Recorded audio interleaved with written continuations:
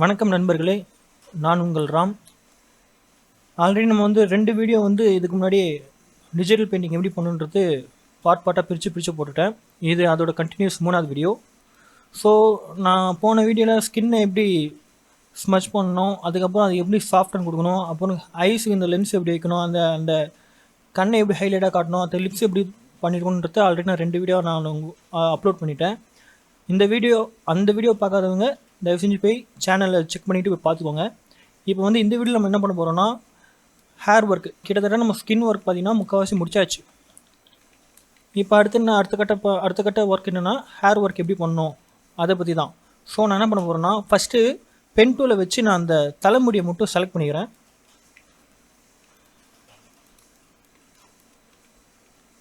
ரொம்பவும் எட்ஜில் செலக்ட் பண்ண வேணாம்,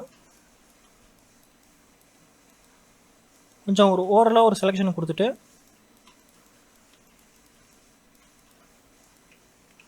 செலக்ட் பண்ணதுக்கப்புறம் ஃபெதரில் இப்போ நீங்கள் வந்து ஃபோட்டோஷாப் 7.0 யூஸ் பண்ணிங்கன்னா ஃபெதர் வந்து Ctrl+Alt+D. இதுவே நீங்கள் CS5ல் பண்ணிங்கன்னா ஷிஃப்ட்டு பிடிச்சி F6 கொடுத்தீங்கன்னா இந்த ஃபெதர்ன்ற இந்த பாக்ஸ் ஓப்பன் ஆகும். இப்போ அதில் வந்து பார்த்திங்கன்னா நான் வந்து ஒரு 25 வச்சுக்கிறேன் ஃபெதர் ரேடியஸ். இப்போ வந்து பார்த்திங்கன்னா Ctrl+U கொடுத்துட்டு இதில் லைட்னஸ் இருக்குது பார்த்தீங்களா, அதில் இருக்க அந்த பாயிண்ட்டை நான் லெஃப்ட் சைடு இழுத்து வரதுனால எனக்கு வந்து பார்த்திங்கன்னா முடி நல்லா டார்க்காக காட்டுது. ஓகேங்களா? இப்போ வந்து நான் என்ன பண்ணுறேன்னா, இங்கே மீதி இருக்க இந்த ஹேரை நான் செலக்ட் பண்ணிட்டு அதுக்கும் நான் ஃபெதர் கொடுத்துட்டு அதுக்கும் Ctrl+U கொடுத்துட்டு அதில் பண்ணுறத கொஞ்சம் கம்மியாக அதில் பண்ணிக்கிறேன். இப்போ அடுத்து என்ன பண்ண போகிறேன்னா, ஸ்மட்ச் டூல் ஓப்பன் பண்ணிவிட்டு எப்பயும் பண்ணுற ப்ரெஸ்ஸை செலக்ட் பண்ணிவிட்டு இந்த முடியை நம்ம ஓவரலாக ஸ்மட்ச் பண்ணி விட்ருவோம்.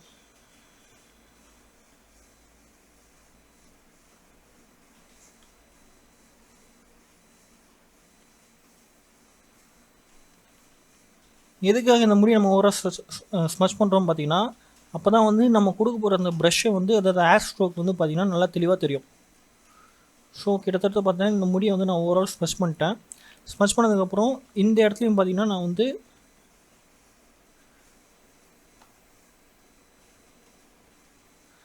அந்த ஸ்கின் கலரும் தெரிகிற மாதிரி கொஞ்சமாக ஸ்மட்ச் பண்ணிக்கிறேன்.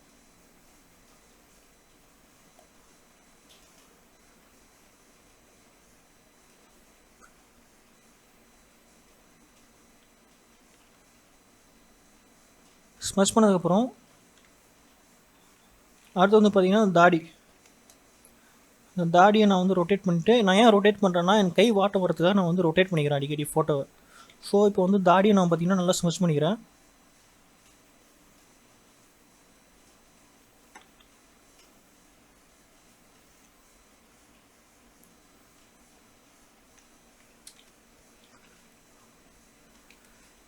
ஓகே, இப்போ வந்து முடியை வந்து நம்ம வந்து செலக்ட் பண்ணி டார்க்காக மாற்றணுமே. இப்போ வந்து பார்த்திங்கன்னா தாடியை வந்து நம்ம ஏன் அந்த மாதிரி டார்க்காக மாற்றலன்னு கேட்டிங்கன்னா, முடி வந்து பார்த்திங்கன்னா அங்கே வந்து இந்த முடியோட ஸ்ட்ரென்த் வந்து பார்த்திங்கன்னா கொஞ்சம் அதிகமாக இருந்தனால அது ரொம்ப டார்க்காக மாற்றிட்டோம். ஆனால் தாடியோட ஸ்ட்ரென்த் வந்து பார்த்திங்கன்னா அந்த அளவுக்கு அதிகமாக இல்லை. அதனால் நீங்கள் வந்து அது டார்க்காக நீங்கள் மாற்றிங்கன்னா ஏதோ ரொம்ப அதிகமான தாடி இருக்கும்போது கொஞ்சம் டிஃப்ரெண்ட்டாக தெரியும். அந்த ஒரு காரணத்துக்காக வந்து பார்த்திங்கன்னா நான் வந்து தாடியை வந்து டார்க்காக மாற்றலை. இன்கேஸ் தாடி ஏன்னாச்சும் அதிகமாக வச்சுருந்தாங்கன்னா அவங்க வந்து பார்த்திங்கன்னா டார்க் பண்ணிக்கலாம், அந்த இமேஜுக்கு மட்டும் டார்க் பண்ணிக்கலாம். ஸோ தாடியை முடிச்சாச்சு. அடுத்து பார்த்திங்கன்னா மீசை.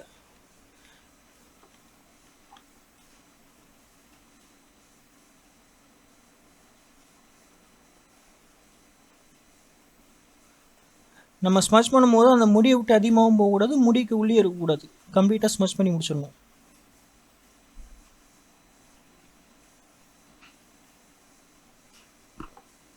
அதுக்கப்புறம் இங்கே இருக்க இந்த குறுந்தாடி இதை நம்ம ஆக்சுவலாக போனால் மெர்ஜே பண்ணிக்கலாம். பட் இருந்தாலும் ஒரு அடையாளம் இருக்கணும். அது ரொம்பவும் கம்மியாக இருந்தால் மெர்ஜ் பண்ணி விட்டுடலாம், கொஞ்சம் அதிகமாக இருக்கனால அதையும் பண்ணிடலாம். இப்போ நெக்ஸ்ட்டு புருவம்.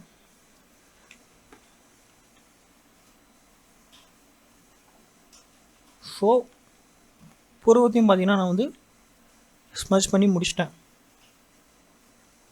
அப்புறம் இந்த சைடு இருக்க புருவம்,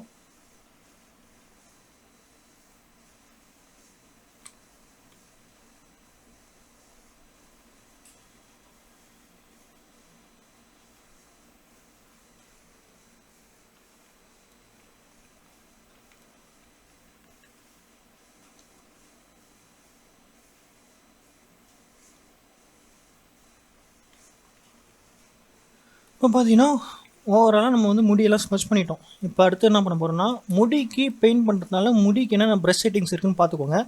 இப்போ வந்து பார்த்தீங்கன்னா நான் ப்ரஷ் டூவில் செலக்ட் பண்ணிக்கிட்டேன். ப்ரஷ் டூவில் செலக்ட் பண்ணதுக்கப்புறம் இந்த ஹார்ட்னஸ் 100% இருக்க இந்த ப்ரஷ்ஷை நான் வந்து செலக்ட் பண்ணிக்கிட்டேன். அதுக்கப்புறம் பார்த்தீங்கன்னா F5 அதாவது ப்ரஷ் செட்டிங்ஸ் ப்ராப்பர்ட்டிஸ் பாக்ஸ் அது வந்து F5 அதோட ஷார்ட்கட் கீ. ஸோ அதை ஓப்பன் பண்ணிவிட்டு இப்போ வந்து பார்த்தீங்கன்னா இல்லை ஹார்ட்னஸ் 100% இருக்குல்ல, இதை வந்து பார்த்தீங்கன்னா ஒரு 75 கூட வச்சுக்கோங்க. அதுக்கப்புறம் ஸ்பேஸிங்கிறத கொஞ்சம் கம்மி பண்ணிக்கோங்க.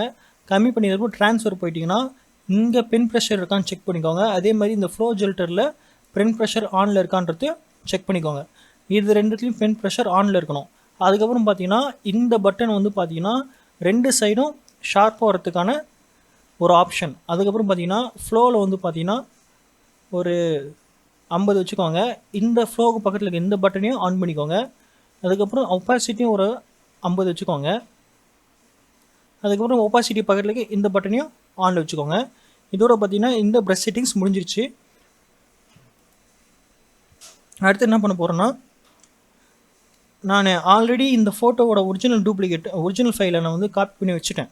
ஸோ அந்த ஃபைலில் வந்து நான் ஆன் பண்ணிவிட்டு முன்னாடி எடுத்து வந்து வச்சுறேன். எதுக்காக நான் இதை பண்ணுறேன்னு பார்த்தீங்கன்னா, முடி வந்து நமக்கு கரெக்டாக தெரியணும். ஸோ ஐடென்டிஃபிகேஷன் ஆகணும் அந்த முடி எந்தெந்த வாட்டத்தில் போயிருக்குன்னு. ஸோ இங்கே வந்து பார்த்தீங்கன்னா நான் வந்து ஒரு இந்த லெவலில் இருக்க ஒரு ப்ளூ கலரை வந்து நான் செலக்ட் பண்ணிக்கிட்டேன். செலக்ட் பண்ணதுக்கப்புறம் ப்ரஷ் சைஸ் வந்து ரொம்பவும் சின்னது பண்ணணுன்னு அவசியம் கிடையாது. ஸோ ஓரளவுக்கு பெருசாக வச்சுக்கோங்க.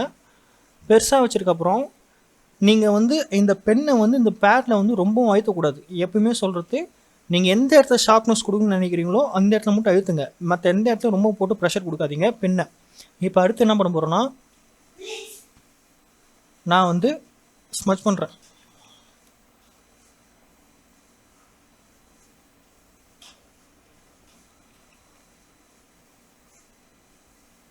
ஸோ இந்த மாதிரி ஒரு ப்ரஷ்ஷு ஃபஸ்ட்டு நீங்கள் கொடுக்குற ப்ரஷ்ஷை ஹையாகவும் அடுத்து கொடுக்குற அந்த 4 ப்ரஷ்ஷை வந்து நீங்கள் கொஞ்சம் கம்மியாகவும் அந்த மாதிரி மாற்றி மாற்றி கொடுத்தீங்கன்னா அந்த ப்ரஷ் லுக் வந்து பார்க்கறதுக்கு நியூ லேயர் கொடுக்காமலே பண்ணிட்டேன். ஸோ மன்னிச்சுக்கோங்க. இப்போ கண்ட்ரோல் ஷிஃப்ட் என்ன கொடுத்து நியூ லேயர் கொடுத்துட்டேன். ஓகேங்களா? இப்போ வந்து ஸ்மச் பண்ணி பாருங்கள். ஓகேங்களா? ஃபஸ்ட்டு தீர்த்தத்தை வந்து நான் வந்து நான் பெருசாக தீட்டிக்கிட்டேன். உங்களுக்கு ஒரு வேளை தீர்த்தத்து ரொம்ப கை முன்ன பின்ன வருதுன்னா நல்லா ஜூம் பண்ணிக்கோங்க.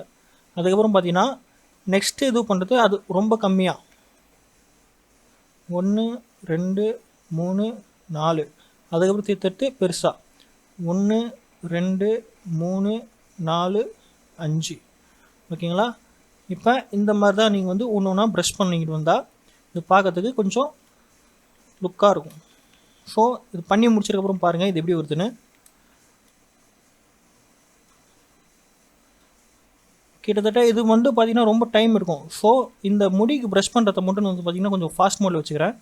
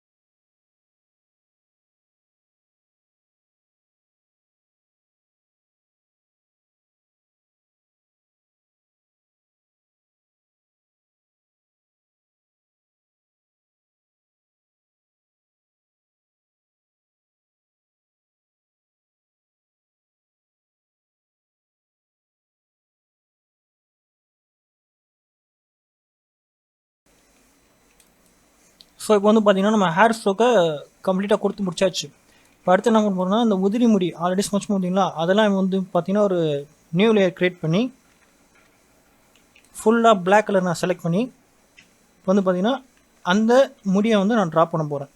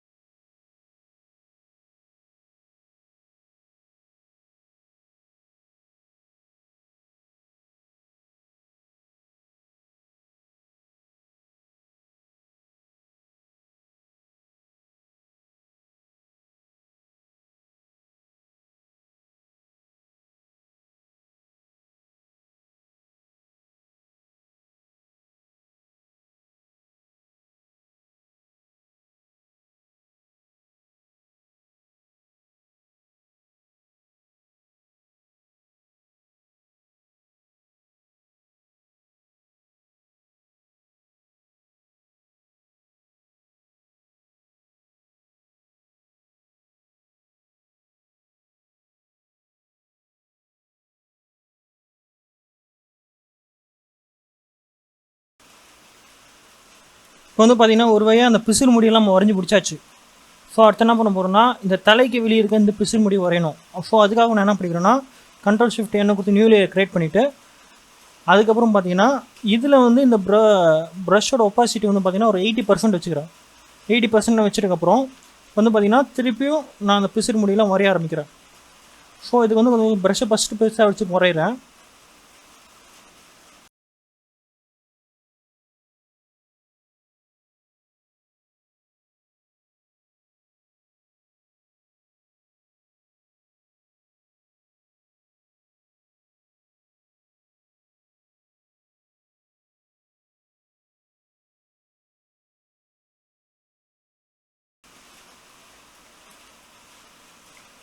ஸோ இப்போ வந்து பார்த்திங்கன்னா நம்ம பெரிய சைஸ் ப்ரஷ்ஷை வச்சு பெரிய முடியெலாம் உடஞ்சாச்சு. இப்போ இன்னும் கொஞ்சம் நல்லா சின்ன பிசுறு முடி வரையறதுக்காக நான் என்ன பண்ணுறேன்னா, அந்த ப்ரஷ் சைஸை வந்து நான் இன்னும் ரொம்ப சின்னது பண்ணிக்கிட்டு இப்போ அங்கே வந்து ஒரு ஓவராக ட்ரா பண்ணுறோம்.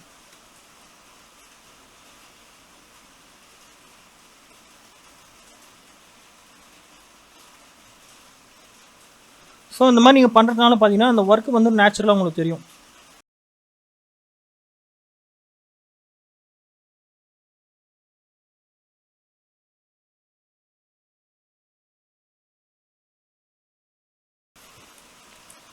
வந்து பார்த்திங்கன்னா அந்த பிசுறு முடி நம்ம வரைஞ்சி முடிச்சாச்சு. ஸோ அடுத்து என்ன பண்ண போகிறோன்னா கலரிங் கொடுக்க போகிறோம். ஸோ அதுக்கு நான் என்ன பண்ண போகிறேன்னா ஃபஸ்ட்டு J2வில் வச்சு இந்த ஃபஸ்ட் லேயர் அந்த ஃபேஸ் லேயர் நான் வந்து கிளியராக செலக்ட் பண்ணிக்கிட்டேன். அதில் அந்த கண்ணை மட்டும் நான் வந்து அன்செலக்ட் பண்ணிக்கிறேன். இப்போ அதுக்கு வந்து பார்த்திங்கன்னா ஃபெதர் வந்து பார்த்திங்கன்னா ஒரு 250 வச்சுக்கிறேன். ஸோ 250 ஃபெதர் வச்சதுக்கப்புறம் இப்போ கண்ட்ரோல் B கொடுத்துட்டு அந்த இடம் பார்த்திங்கன்னா கொஞ்சம் ஒயிட்டாக இருக்குது. ஸோ ஓவர் க்ளோ அடிக்குது, கொஞ்சம் பளிச்சுன்னு இருக்கிறதுனால நான் வந்து என்ன பண்ணுறேன்னா மிட்டோன்ஸில் எல்லோ ஊற்றிக்கிறேன். மிட்டோன்ஸில் எல்லோ ஊற்றிட்டு திருப்பி இங்கே வந்து பார்த்திங்கன்னா இங்கேயும் அந்த மாதிரி நான் கண்ணை மட்டும் விட்டுட்டு மீதெல்லாம் எடுத்து செலக்ட் பண்ணிவிட்டு இதுக்கும் நான் ஃபெதர் வந்து பார்த்திங்கன்னா 250 வச்சுக்கிறேன். இங்கே வந்து பார்த்திங்கன்னா இங்கே வந்து கொஞ்சம் டார்க்காக இருக்கிறதுனால நான் என்ன பண்ணுறேன்னா மெஜந்தாவை நான் இன்க்ரீஸ் பண்ணிக்கிறேன். ஓகேங்களா? இப்போ அடுத்து நான் என்ன பண்ண போகிறேன்னா எல்லாத்தையும் பொதுவாக செலக்ட் பண்ணிட்டு கண்ட்ரோல் பியை கொடுத்துட்டு ஹைலைட்ஸில் மெஜந்தாவை நான் இன்க்ரீஸ் பண்ணிக்கிறேன். வந்து பார்த்திங்கன்னா ஓரளவு கலர் கொடுக்கறது முடிஞ்சிருச்சு. இருந்தாலும் வந்து பார்த்திங்கன்னா ஹைலைட் கொடுக்கணும்ல. ஸோ கண்ட்ரோல் ஷிஃப்ட் N கொடுத்து நியூ லேயர் க்ரியேட் பண்ணிட்டு ப்ரஷ் டூவில் கொடுத்துட்டு அந்த ஃபஸ்ட் இந்த ப்ரஷ் செட்டிங்ஸ் நான் எதுவுமே மாற்றலை. ஸோ அப்படியே வந்து நான் என்ன பண்ணுறேன்னா கலர் பிக்கரில் இந்த ஸ்கின் கலர் சூஸ் பண்ணிவிட்டு இதை விட கொஞ்சம் பிரைட்டாக இருக்க இந்த ஸ்கின் கலர் நான் சூஸ் பண்ணிக்கிறேன். அதுக்கப்புறம் என்ன பண்ணுறேன்னா இங்கே ஒரே ஒரு கிளிக் பண்ணிட்டு இழுத்து விட்டுக்கிறேன். இந்த செலெக்ஷன் பட்டன் மட்டும் இந்த டபுள் சைடும் நம்மளுக்கு ஷார்ப்பாக வர இந்த பட்டன் மட்டும் நான் எடுத்துக்கிறேன், அன்செலக்ட் பண்ணிக்கிட்டு இப்போ இழுத்து விட்றேன். வந்து பார்த்திங்கன்னா அந்த பெயிண்ட் பண்ணுற அந்த ஆயில் எஃபெக்ட் நமக்கு கொஞ்சம் கொஞ்சமாக கிடைக்குது.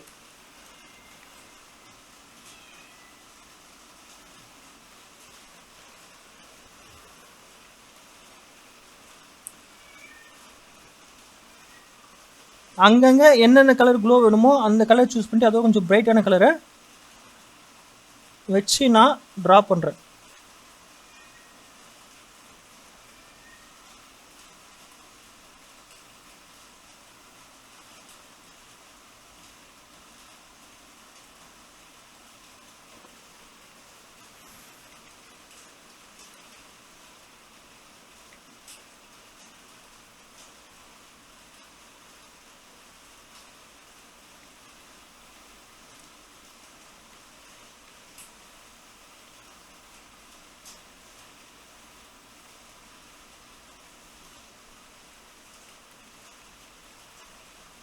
ஓகேங்களா?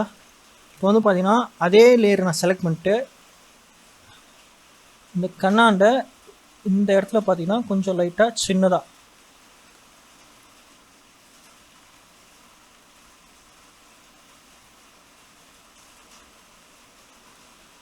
அதே மாதிரி இங்கேயும்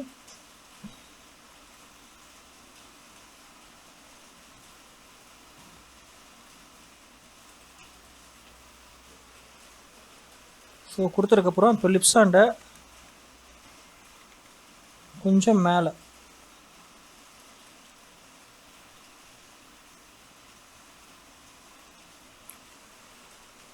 கொடுத்துட்டு இப்போ லிப்ஸுக்குள்ளே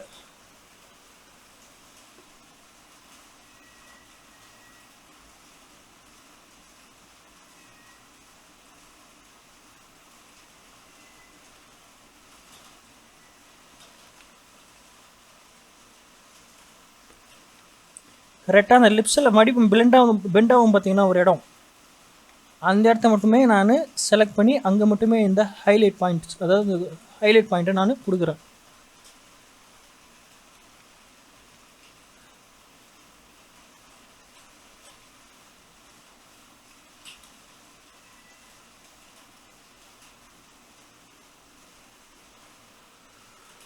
ஸோ ஒரு வழியாக லிப்ஸு கண்ணுக்கு எல்லாத்துக்கும் பார்த்திங்கன்னா நம்ம இந்த ஹைலைட்டை கொடுத்து முடிச்சிட்டோம்.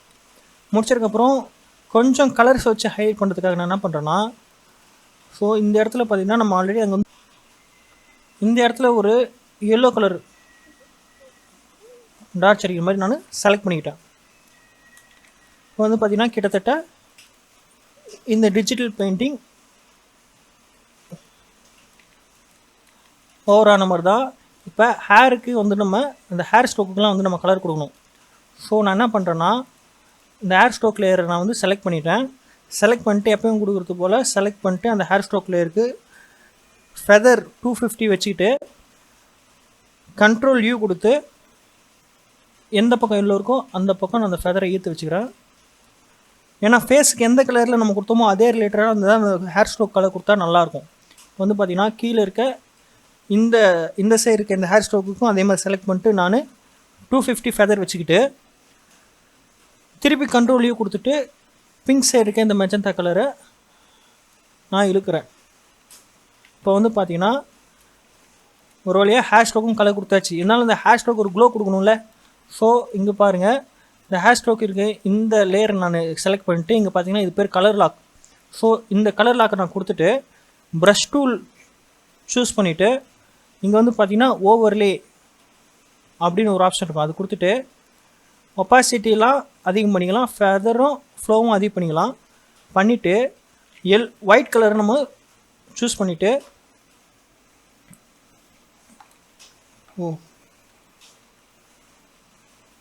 ப்ரஷ் செட்டிங்ஸில் ஹார்ட்னஸை கம்மி பண்ணிக்கலாம்.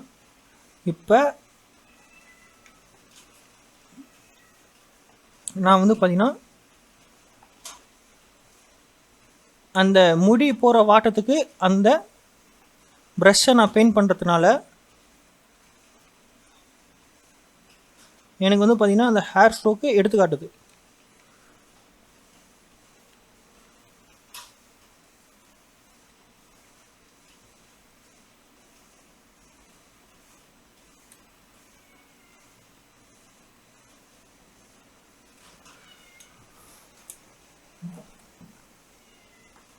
இப்போ வந்து பார்த்திங்கன்னா ஹேர் ஸ்ட்ரோக் கம்மி ஆயிடுச்சு, கரெக்ட் ஆகிடுச்சு.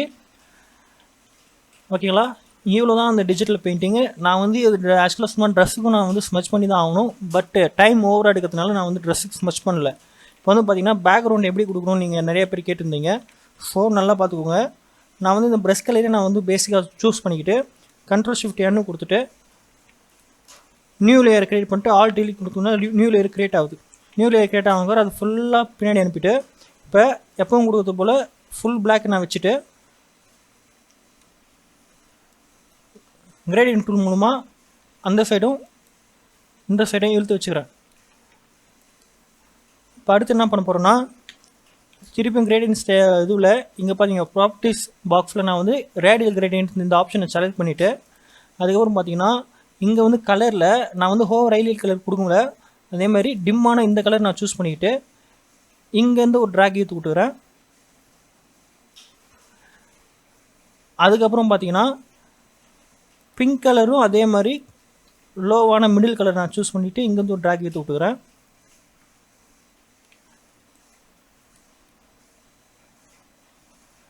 ஸோ இப்போ வந்து பார்த்தீங்கன்னா ஸ்கை ப்ளூ கலர் நான் சூஸ் பண்ணிவிட்டு அதே மாதிரி மிடில் கலர் நான் ஆப்ஷன் சூஸ் பண்ணிவிட்டு சின்னதாக இங்கே ஒரு ட்ராக் ஏற்றி விட்டுக்கிறேன். இப்போ வந்து பார்த்திங்கன்னா ஒரு மிக்சடு கலர் லுக்கு நமக்கு கிடச்சிருச்சு.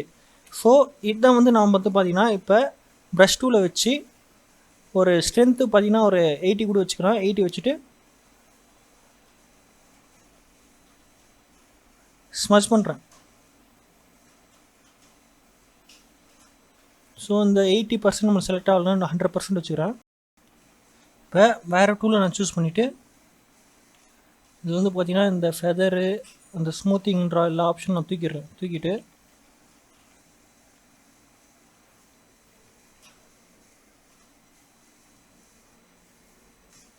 இருக்கிறதுல இந்த ஸ்மஜிங் இந்த பேக்ரவுண்ட் ப்ராசஸும் கொஞ்சம் டைம் எடுக்கும். ஸோ நான் உங்களுக்கு எப்படி ஓவரலாக சொல்லித்தர முடியுமோ அப்படி சொல்லித்தரதுக்கு ட்ரை பண்ணுறேன். அப்படி உங்களுக்கு டைம் எடுக்குன்ற பட்ஜெட்டில் இந்த ஃபுல் லேயரையும் நீங்கள் கண்ட்ரோல் T கொடுத்துட்டு சின்னதாக்கிடுங்க. ஓகேங்களா? சின்னதாகிட்டு நல்லா ஜூம் பண்ணிடுங்க. ஜூம் பண்ணுறதுனா இப்போ வந்து ஸ்மஷ் பண்ணுங்கள், உங்களுக்கு ஈஸியாக வரும்.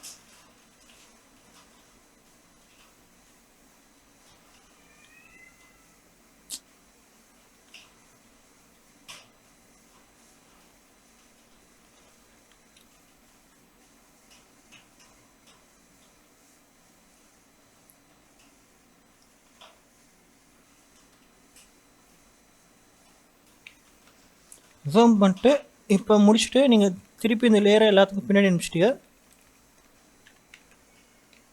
இப்போ என்லார்ஜ் பண்ணிக்கோங்க. என்லார்ஜ் பண்ணிங்கன்னா ஒரு பர்ஃபெக்டான உங்களுக்கு ஸ்மஜிங் பேக்ரவுண்ட் ரெடி ஆயிரும். ஓகேங்களா? இப்போ இவ்வளோ தான் இது வந்து ஆக்சுவலாக சொல்லணும்னா டிஜிட்டல் பெயிண்டிங் ப்ராசஸ்ஸு. உங்களுக்கு வேறு ஏதாச்சும் ஒரு டவுட் இருந்துச்சுன்னா நீங்கள் மறக்காமல் கமெண்ட் பாக்ஸ் சொல்லுங்க. ஆக்சுவலாக சொல்ல போனால் இந்த 3 வீடியோ ரெக்கார்ட் பண்ணும்போது ஒரு தடங்கள் வந்துச்சு. அந்த செகண்ட் வீடியோவில் பார்த்தீங்கன்னா பாதிக்கு மேலே வந்து எனக்கு வாய்ஸ் ரெக்கார்டே ஆகலை. ஸோ இந்த வீடியோவில் பார்த்தீங்கன்னா என் டேபே ஒழுங்காக வேலை செய்யலை. ஸோ அங்கங்கே ஒரு சின்ன சின்ன மிஸ்டேக் இருக்கும். பட் இருந்தாலும் இது உங்களுக்கு ஒரு ஐடியா கிடைக்கும், நீங்களும் இந்த மாதிரி பண்ணலாம் அப்படின்ற ஒரு கான்செப்டுக்காக தான் நான் இது விடாமல் பண்ணிகிட்டு இருந்தேன். ஓகேங்களா? இப்போ உங்களுக்கு இதில் என்ன ஒரு சந்தேகம் இருந்தால் நீங்கள் கமெண்ட் பாக்ஸ் சொல்லுங்கள். நான் அடுத்தடுத்த வீடியோவில் எப்படி இதெல்லாம் முடிச்சு வைக்கணுன்றது நான் உங்களுக்கு சொல்லித்தரேன்.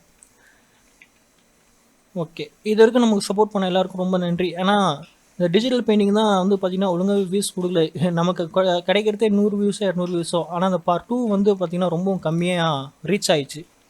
ஏன்னு தெரில, ஒருவேளை என் வீடியோ கண்டென்ட் வந்து ரொம்ப குவாலிட்டி இல்லாமல் இருக்கான்றோன்னு தெரில. ஒருவேளை அப்படி இருந்தாலும் நான் அடுத்தடுத்த வீடியோவில் நான் வந்து மேனேஜ் பண்ணிக்கிறேன்.